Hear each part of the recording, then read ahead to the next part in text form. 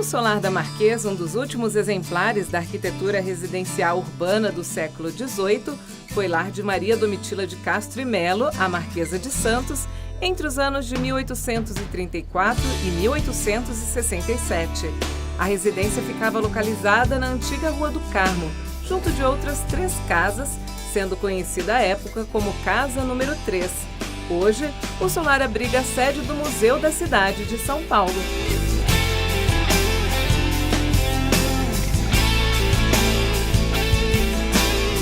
Visitar o Solar da Marquesa é conhecer mais a história de São Paulo, sua arquitetura e os costumes da época.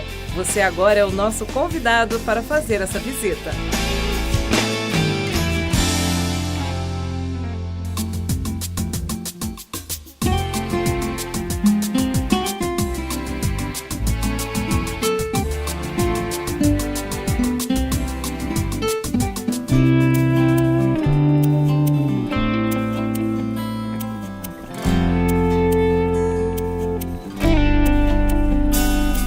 Essa casa é de 1834, foi residência da Marquesa de Santos, quando ela volta do Rio de Janeiro.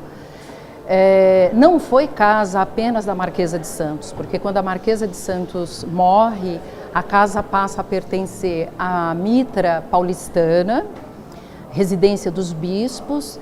Depois os bispos saem e já no início do século XX entra a Companhia de Gás, que é um prédio administrativo, burocrático, mas que também tem o seu papel histórico, a Companhia de Gás, porque é o início da iluminação a gás em São Paulo.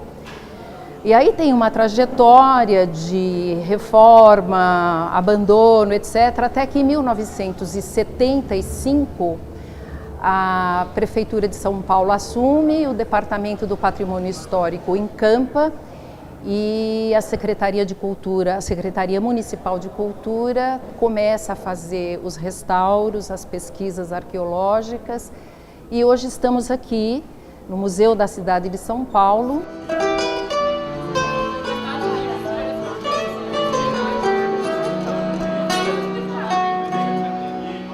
A Domitila era dona dessa casa, mas ela só veio para cá muito tempo depois dela ficar famosa. A Domitila vai se casar com um militar mineiro chamado Felício Pinto Coelho de Mendonça. Existe uma brincadeira que o povo falava antigamente, que a mulher paulista era diferente das outras mulheres da época do Brasil colônia. Tinha um ditado popular que falava que quem casa com paulista nunca mais levanta a crista. Que mulher paulista tinha a fama de mulher brava, que não se deixava dobrar facilmente.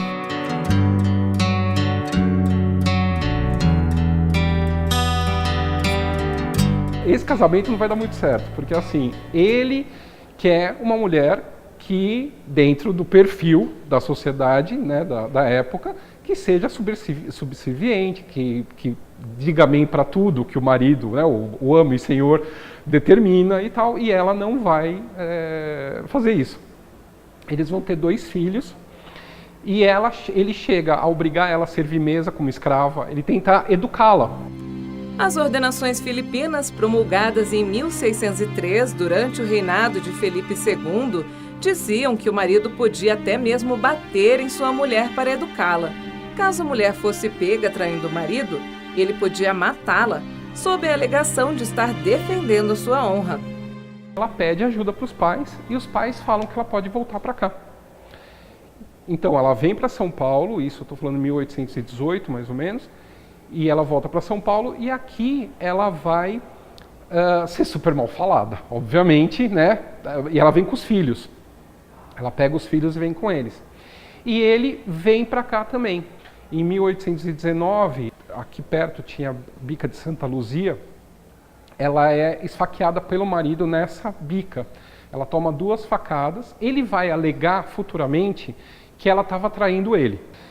E ele vai esfaquear ela vai ficar 2 meses entre a vida e a morte, ele foge para Santos, ele é preso em Santos e mandado para a corte. Como a família dele era milionária, ele acaba se livrando do processo.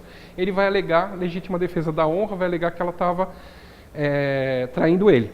Mas quando você estuda a documentação, porque ela vai conseguir depois a separação, a igreja a chamada separação de corpos. Então, você estudando o processo, você vê que ele devia dinheiro de jogo, ele acabou com o dinheiro deles. Quem sustentava ela e os filhos era basicamente o pai e a mãe dela aqui em São Paulo.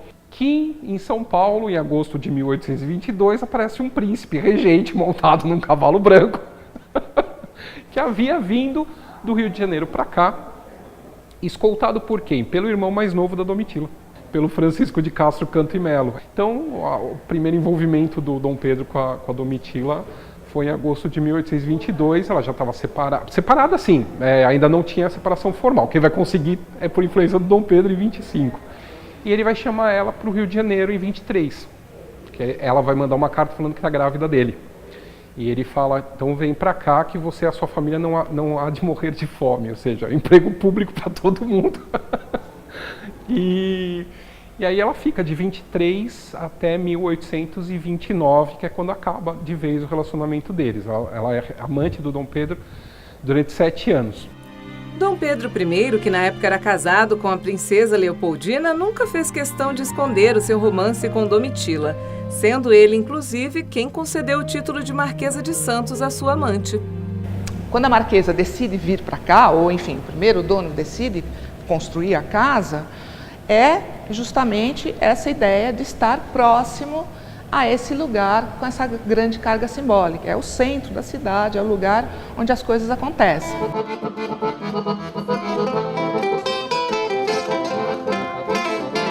De 29 até 34, ela demora quando ela vem para cá, para São Paulo, ela fica numa chácara na região da Luz e depois é que ela compra essa residência aqui. Já quando ela tem um relacionamento com o Rafael Tobias de Aguiar, que era o presidente da província de São Paulo. Ele era apelidado de Reizinho de São Paulo, de tanto dinheiro que ele tinha. Ele era chamado de Reizinho de São Paulo. Então eu brinco que ela trocou o imperador do Brasil pelo rei de São Paulo. E aí ela vai ser primeira-dama do Estado durante dois governos do Tobias. Esse prédio tem como uma característica principal ser um dos remanescentes, talvez um dos únicos remanescentes do período colonial na cidade de São Paulo. Não é? A cidade de São Paulo sofreu uma grande transformação no final do século XIX e no começo do século XX, e muito pouco do que a gente tinha nesse momento sobrou. Não é? Então esse prédio é um remanescente muito importante. E ele é mais importante ainda porque ele possibilita a quem estuda essa arquitetura ver as várias fases das técnicas construtivas usadas no período colonial na cidade de São Paulo.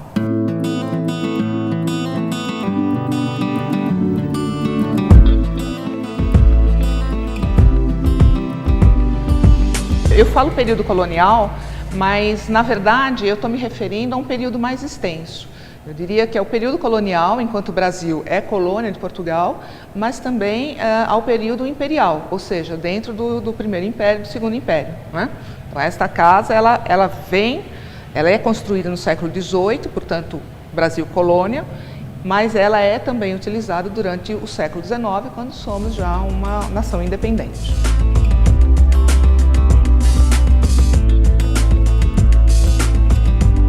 Então, esse relacionamento que ela vai ter com o Dom Pedro I, ela recebe muitos bens dele. Esses bens ela vende boa parte do que ela amealhou durante o tempo que ela foi amante dele no Rio de Janeiro. Quando ela volta do Rio de Janeiro para São Paulo, em 1829, ela tem que fretar um navio para trazer as coisas porque ela vende o palacete no Rio de Janeiro sem nada dentro, ou seja, ela traz tudo com ela. E aí depois da morte do Tobias de Aguiar, no almanaque de São Paulo, né, tem uma lista dos capitalistas, que era quem emprestava dinheiro a juros. Ela é a única mulher listada, e o endereço é essa casa aqui. Ela mandou muito em São Paulo, não foi pouco não.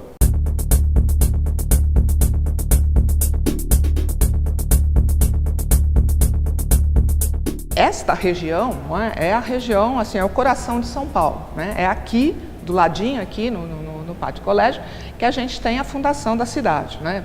Então ela tem uma carga simbólica bastante importante. Junte-se a isso que depois a gente vai ter, nesse mesmo pátio do colégio, com a República, a instauração aí do Palácio do Governo. O que representa hoje o Palácio dos Bandeirantes era o pátio do colégio, que era aqui que o presidente da província de São Paulo, o governador de São Paulo, mandava, era aqui que ele governava São Paulo, né? Então aqui era o epicentro da cidade. Fora que aqui também tem uma outra coisa interessante, era onde passava a procissão. Então era mais valorizado, porque imagina, não tinha nada para fazer em São Paulo na época. Então você ter uma janela para ver a procissão era um must, entendeu?